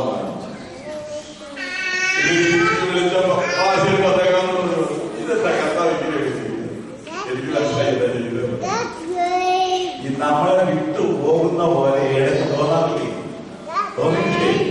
അതാ സംഭവം. ചില വിട്ടുപോയ പോലെ എനിക്ക് കർത്താവ് എന്നെ ഉപേക്ഷിച്ചു. സത്യത്തിലൊക്കെ കർത്താവ് മറന്നു പറഞ്ഞോ? ആ ഫീലിംഗാണ്. എന്തിനാറിയോ? ഇരട്ടി സ്നേഹം കാണിക്കാൻ. നമ്മൾ പിള്ളേരെ മേഖല തള്ളിടാനാണ്. അല്ല അത് ഭയങ്കര സ്നേഹത്തിന്റെ ജയങ്ങളാണ്. വിട്ടുപോകുന്നത് 2001 ഏപ്രിൽ 8-ാം തീയതി എന്റെ കാർ അപകടത്തിൽപ്പെട്ടു. ഞാൻ ഭാര്യയും മരിച്ചതുപോലെ നടപടി കിടന്നു. എന്റെ ഒരു കണ്ണ് എന്നേക്കുമായി കടന്നുപോയി. അന്ന് പിശാചിനോട് പറഞ്ഞു, എവിടെ എന്റെ ജീസസ്? എന്നെ വിട്ടുപോയി. ഞാൻ വിട്ടുപോയില്ല. 2 കണ്ണുകൊണ്ട് ഞാൻ ഈ ബൈബിൾ വായിച്ചപ്പോൾ കാണാതാണ് ഒരുപാട് അത്ഭുതങ്ങൾ എന്നോട് വായിക്കുമ്പോൾ ഇപ്പോൾ ഞാൻ കണ്ടുകൊണ്ടിരിക്കുകയാണ്. അന്ന് ഞാൻ യാത്ര ചെയ്തതിന്റെ എത്രയോ ഇരട്ടി ഞാൻ ഇപ്പോൾ യാത്ര. അവൻ വിട്ടുപോയെന്ന് തോന്നിയെങ്കിലും അവൻ വിട്ടുപോയില്ല. നമ്മൾ ഈ ലോകത്ത് തീരുമാനിച്ച സമയമായി കണ്ടുകളയാം. കൈവിടുകയില്ല ശാശ്വത കൈകളിൽ, കൈവിടുകയില്ല വീടുകിൽ ശാശ്വത കൈകളിൽ. ഈ വിടാ സ്നേഹിതൻ പാലില്ല, ഈ വിടാ സ്നേഹിതൻ പാലില്ല. വീണ്ടെടുത്തോനെ ചോദയാ വീണ്ടെടുത്തോനെ ചോദയാ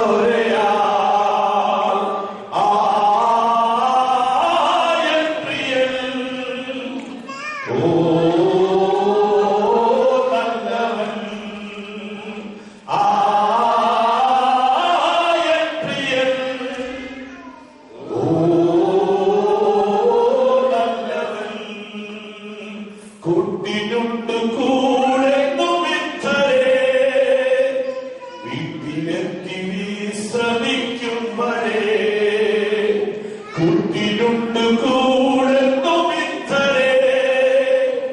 വീട്ടിലെത്തി വിശ്രമിക്കും വരെ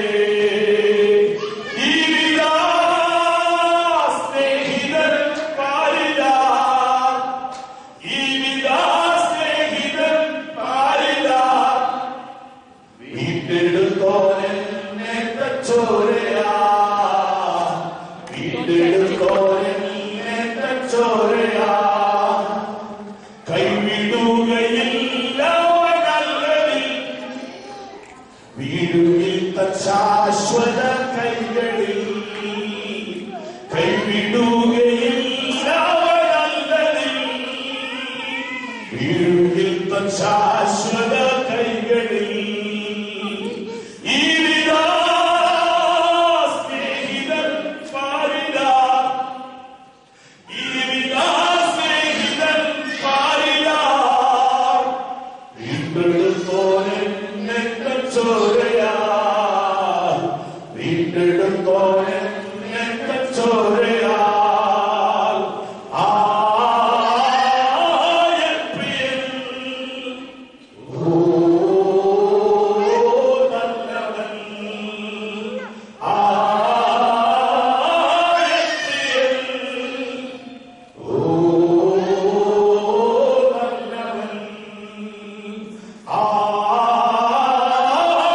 പ്രിയൻ ഓ നല്ലവൻ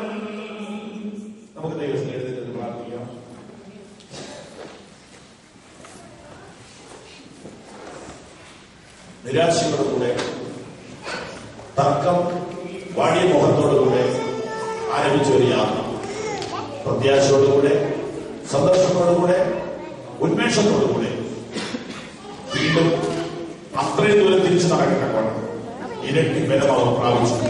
എങ്ങനെ എങ്ങനെ എങ്ങനെ കഴിച്ച അവന്റെ സാന്നിധ്യം ആരോഗ്യം നൽകുന്നതാണ്. അവന്റെ സാന്നിധ്യം ധൈര്യം നൽകുന്നതാണ്.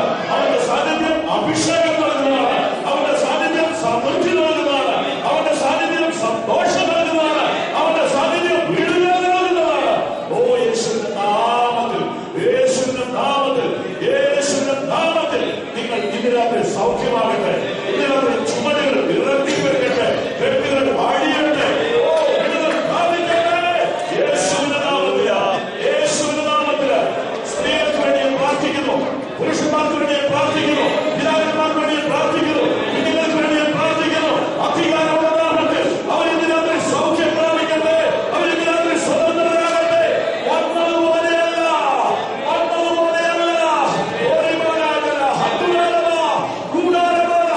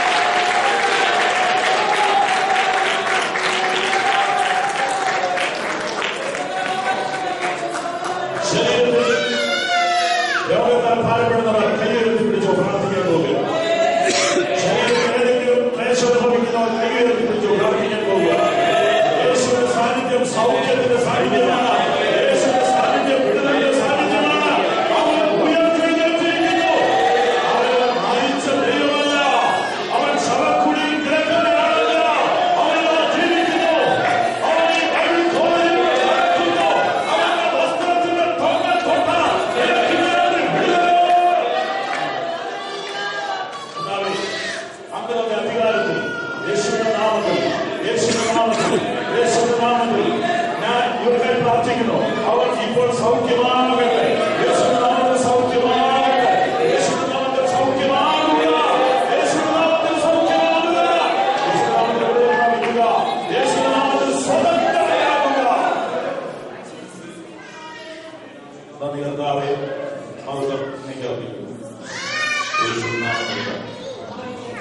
ഇന്ന് യോഗത്തിൽ പുതുതായിട്ട് വന്നത് ഇവിടെ നിന്നോട് മനസ്സിങ്ങനെ പ്രാർത്ഥിക്കും. കർത്താവേ, അങ്ങയോടൊപ്പം ജീവിക്കാൻ ഞാൻ ആഗ്രഹിക്കുന്നു. പള്ളിയിൽ വലിപ്പമാക്കാൻ ഹൗസിലേക്ക് പോയ പ്രയോഗങ്ങളുടെ വീട്ടിലേക്ക് അവരോടൊപ്പം നടന്നുപോയി തിങ്കളാഴ്ച ചൊവ്വാഴ്ച രാവിലെ ഉച്ചയ്ക്ക് വൈകിട്ടും യേശുവിനോടൊപ്പം നടക്കുന്നു. യേശുവിനോടൊപ്പം ജീവിച്ചു വിജാമിനോട് അതിനാണ് ഞാൻ സമർപ്പിക്കും. കർത്താവേ, അങ്ങേക്ക് വേണ്ടി എന്റെ ജീവിതത്തെ ഞാൻ സമർപ്പിക്കും. ദൈവം നിങ്ങളെ ധാരാളമാണ്.